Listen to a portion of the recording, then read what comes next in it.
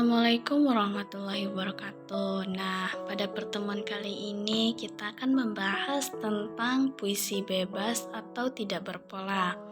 Nah, di sini kita akan analisis juga puisi dari karya Chairil Anwar dan Sutarji Kalzum Bahri.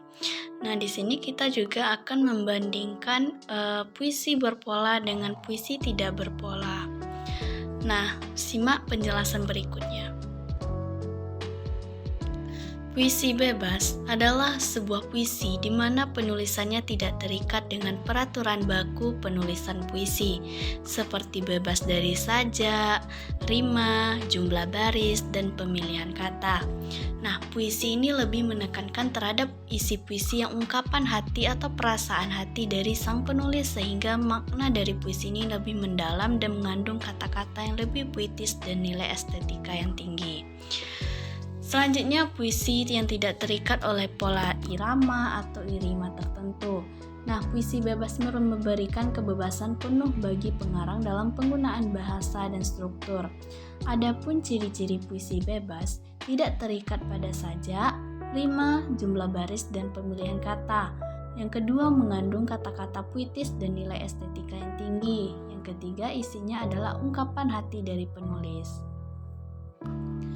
Selanjutnya yaitu, di sini saya akan menganalisis puisi aku karya Chairil Anwar. Yang pertama, pembaitan. Nah, suatu sajak biasanya terdiri dari beberapa baris atau larik. Kesatuan baris atau larik tersebut membentuk suatu gagasan yang lebih atau disebut bait. Nah, pada pembaitan sajak Chairil Anwar tidak menghiraukan aturan tradisional. Namun, Chairil Anwar lebih menekan pada pembaitan yang bebas. Berdasarkan sajak di atas, Chairil Anwar tidak memperhatikan aturan, pantun, syair maupun sonata, tetapi ia lebih dominan menggunakan bentuk yang baru, yaitu dengan bentuk bebas. Nah, selanjutnya menganalisis dari pembaitan tersebut.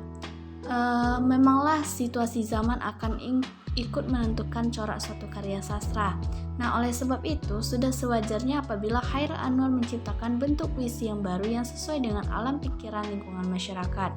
Nah, pada sajak aku terlihat bahwa pembaitannya tidak mencerminkan aturan pantun, syair, dan sonata. Tiap bait ada yang terdiri atas satu baris atau ada dua baris, bahkan ada yang terdiri atas 3 baris. Nah, begitu pula tiap baris ada yang terdiri atas 1 kata, 2 kata, dan 5 kata. Selanjutnya, persajakan. Nah, hakikat puisi adalah keindahan. Keindahan suatu puisi tidak hanya terletak pada bahasa dan isi, namun terletak pada persajakan. Jadi, persajakan mempunyai peranan yang cukup penting. Persajakan ada hubungannya dengan tema, perasaan, dan maksud penyair. Nah, sajak-sajak Chairil Anwar menampakkan persajakan bebas. Hal itu merupakan salah satu faktor yang menjadikan sajak-sajaknya hidup. Nah, selanjutnya yaitu pemilihan kata. Kata merupakan jiwa penyair dalam karyanya. Nah, dalam menciptakan puisi, Chairil Anwar telah menghindarkan diri dari pemborosan kata. Mungkin ia mengharapkan kesederhanaan kata dalam ciptaannya. Segala sesuatu yang keadaannya dapat diterangkan dari kemungkinan hubungan kalimat yang ada, tak perlu dinyatakan dengan kata-kata. Banyak saja Chairil Anwar menggunakan bahasa sehari-hari sehingga bahasa yang ada di dalam puisi itu tampak hidup dan tampak lincah. Nah, selanjutnya ungkapan. Ungkapan menunjukkan betapa beratnya pribadi seseorang dengan gayanya. Ungkapan yang digunakan Chairil Anwar yang dipergunakan ditandai oleh gaya sederhana yang sangat mementingkan kewajaran dan keaslian pengucapan. Nah, keadaan tersebut akan memperjelas makna atau lukisan yang hendak dikemukakan. Nah, selanjutnya kita akan menganalisis karya dari Sutarji Kalzum Bahri. Nah, di sini kita akan nanti membedakan antara karya puisi berpola dengan tidak berpola. Nah, kita akan menganalisis puisi Jadi karya Sutarji Kalzum Bahri.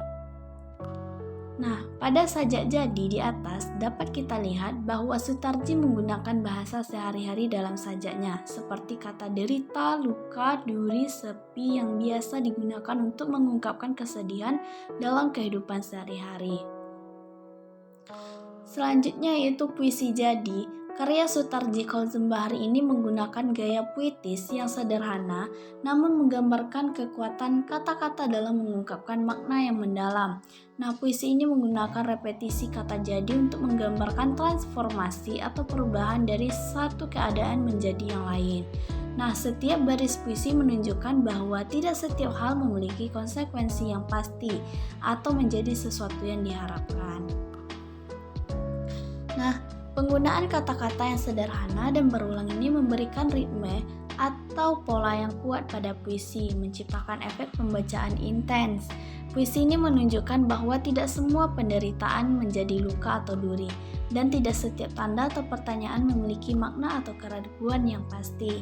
Hal ini menggambarkan kompleksitas dan subjektivitas dalam pemahaman dan interpretasi kita terhadap dunia.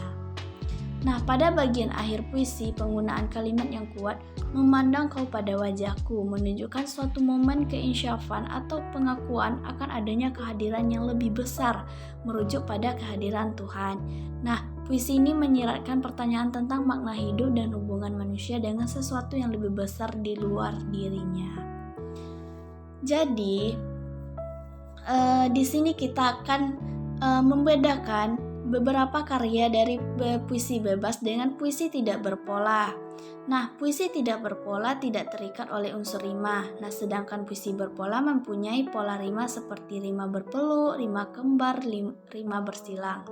Nah, yang kedua, puisi tidak berpola tidak terikat oleh unsur larik di dalam baitnya, sedangkan puisi berpola mempunyai ragam bentuk larik di dalam seperti distikon, terzina, dan lain-lain.